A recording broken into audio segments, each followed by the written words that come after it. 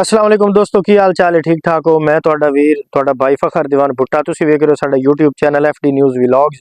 ਭਾਈਜਾਨ ਤੁਸੀਂ ਗੁੜ ਦੇ ਬਾਰੇ ਸੁਣਿਆ ਹੋਣਾ। ਗੁੜ ਜਿਹੜਾ ਸਾਡੀ ਦਿਹਾਤੀ ਜ਼ਿੰਦਗੀ ਦਾ ਇੱਕ ਅਹਿਮ ਜੁਜ਼ ਹੈ। ਇਹ ਬੜੇ ਖਾਣਿਆਂ ਦੇ ਵਿੱਚ ਦੇਸੀ ਖਾਣਿਆਂ 'ਚ ਇਸਤੇਮਾਲ ਹੁੰਦਾ, ਜਿਹਦੇ ਵਿੱਚ ਗੁੜ ਦੇ ਅਸੀਂ ਚਾਵਲ ਬਣਾਉਂਦੇ ਆ, ਚਾਹ ਦੇ ਵਿੱਚ ਇਸਤੇਮਾਲ ਕਰਦੇ ਆ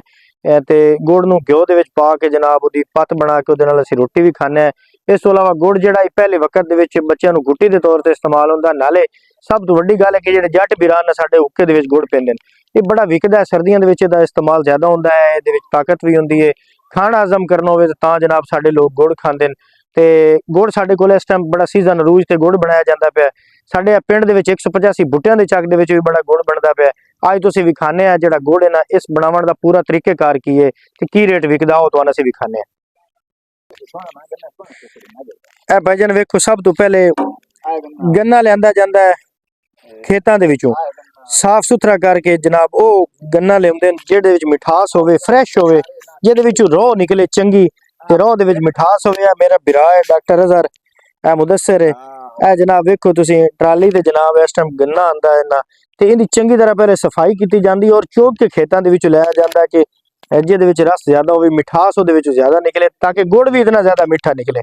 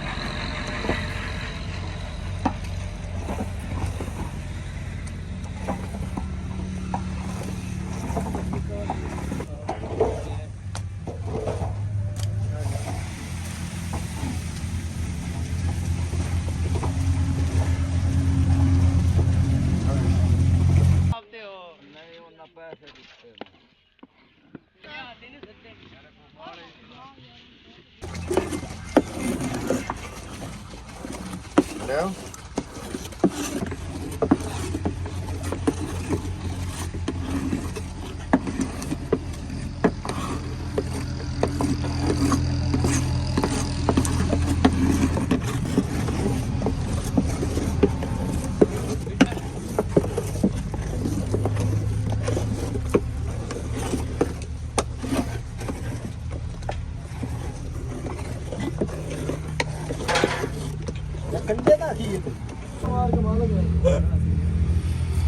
फिर कहाँ लोगे ना किसी लिए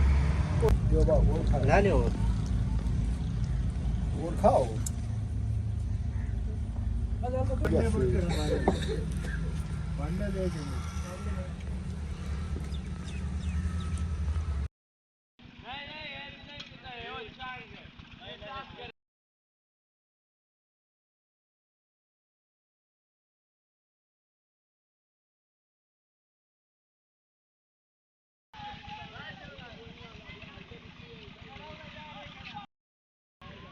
चाचा बन गए थे फोन अजरा बहुत सारा जगह नहीं हो रहा सही बनना हेलो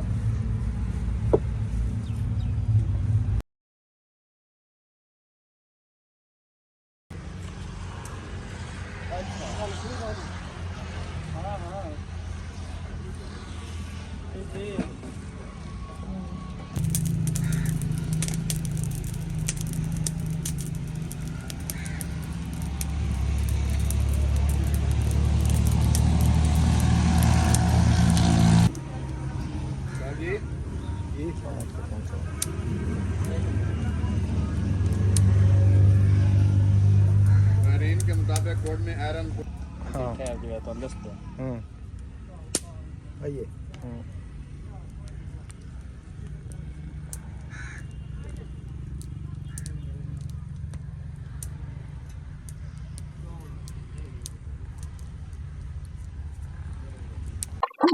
हाँ जनाब हम पीटर नु गेड़ा दे रहा है वाह जी वाह पीटर चल गया जनाब हाँ जनाब काम शुरू हो गया हाँ लाइव मनाजिर वेखो जनाब तुसी जनाब रो निकलती पई है ताजा रो वाह बड़ी मजेदार ये वेखो जी रो पीवण का भी अपना स्वाद है गोड़ ते जो निकलदा ही निकलदा पर ਇਹਦੀ ਜਿਹੜੀ रो होंदी है बड़ी स्वादी होंदी जनाब सेहत वास्ते बड़ी मुफीद होंदी जनाब सर्दी दे विच पीनी चाहिदी है अंदर दी गर्मी नु दूर करदी है जनाब ये साडा बिरा साडी जनाब खिदमत कर रहा है ठंडी रो जनाब ताजा मिठे गन्ने दी केड़ी वैरायटी है भला सीपी 77 वाह सीपी 77 जनाब वैरायटी है दा गुड़ साडे कोल निकलदा पिया ते ਅਸੀਂ जनाब इधर हां मिठी बहु है आ हुन जनाब देखो नाल रो पीवण दे भी लाइव बनाजर जनाब अस रो अपने घर वखरी कढाई है रो ਅਸੀਂ ਪੀਵਾਂ ਪੀ ਖਬਰਾਵਾ ਕੀ ਹੋ ਜੀ ਹੁੰਦੀ कहते मैं कि तो ਤੁਹਾਡਾ ਦਾ 6 ਵਾਲਾ ਗਲਾਸ नहीं ये सही है हां ये फिट है काम अगर सुना बड़ा मुंह ला ले ते साई को नु कड्या स्वादी है मजेदार है यार रो मजेदार है हां यार क्या बात है और भैया फैसलाबाद से मुड़ आमला ही नहीं आ जनाब वैसे कोनी भी रखो कौन बस बस साथ बहुत होगी ਇਹਦੇ ਵਿੱਚ ਬਰਫ਼ ਤਾਂ ਨਹੀਂ ਪਾਈ नहीं बड़ा कौन किसी को आमला नहीं है ठंडी बड़ी है यार बड़ी स्वादी रहो यार मजा ही आ गया वो तो मुबशर मजा ही आ गया अंदर रेंज गई है ना मालूम होता जिਵੇਂ कुछ चीर के नहीं अंदर गई